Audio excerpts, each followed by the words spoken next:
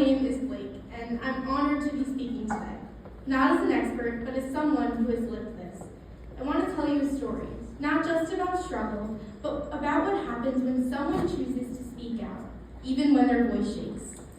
This speech includes personal reflections on mental health challenges, including self-harm. Please take care while listening and feel free to step out if needed. My mental health journey really began during COVID. Like many students, I felt like I was missing out on what was supposed to be my life. But instead of reaching out, I pulled away. At the time, I didn't have the words to describe what I was feeling, so I found other ways to cope, quiet, hidden ways.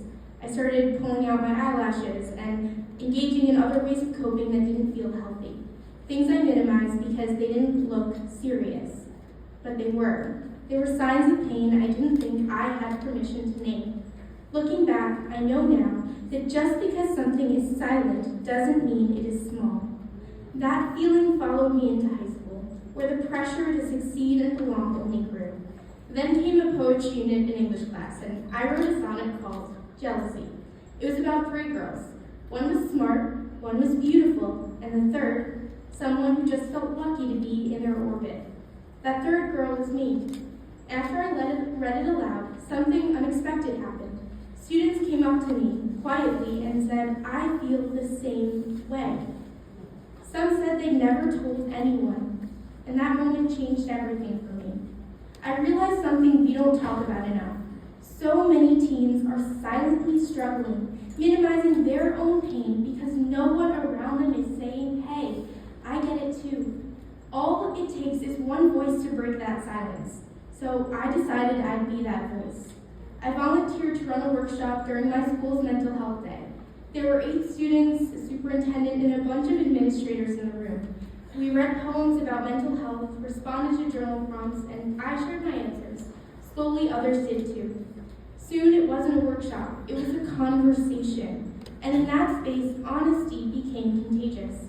Some girls came up to me afterward and said they'd start journaling because of me. And that was the moment I knew this couldn't be a one-time thing. Since then, I've led workshops across my community.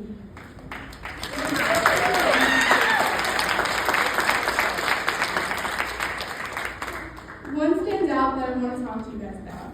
It was a small group, 6 boys. Half were juniors about to become seniors, and the others were 8th graders about to enter high school. I guided them through journaling, and what followed was incredible. The older boys started giving advice they wished someone had given them. The younger ones talked about their fears, their hopes. What I witnessed that day was more than a workshop. It was mentorship. It was healing. It was proof that vulnerability doesn't divide us. It brings us together. And that's why I'm here. I hope you walk away today with this message. Young people don't need saving. We need listening.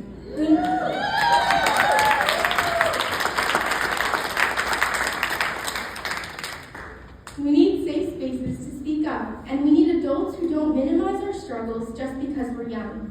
When students open up about anxiety, self-image, or feeling like they don't belong, the worst thing you can do is brush it off as normal growing pains.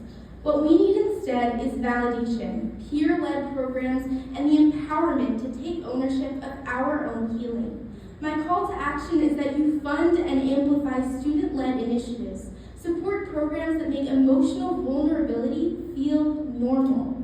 And invest in prevention, not just crisis response. Because when one student speaks up, it opens the door for more to feel less alone. Outside of school, I took what started as a personal story and turned it into something bigger. I wrote and published a book and journal to help teens understand and manage their mental health, something accessible, relatable, and rooted in lived experience. Since then, I've expanded my workshops beyond just my school, bringing them to other schools in my district and throughout my county. Each one creates a ripple effect. More conversations, more connection, and more courage to speak up. I used to think my story didn't matter, that I was just someone in the background, constantly comparing myself to people who seemed perfect. But what I've learned is that the background is where so many of us are. And the moment someone steps forward, everything shifts. So here I am, stepping forward. Thank you.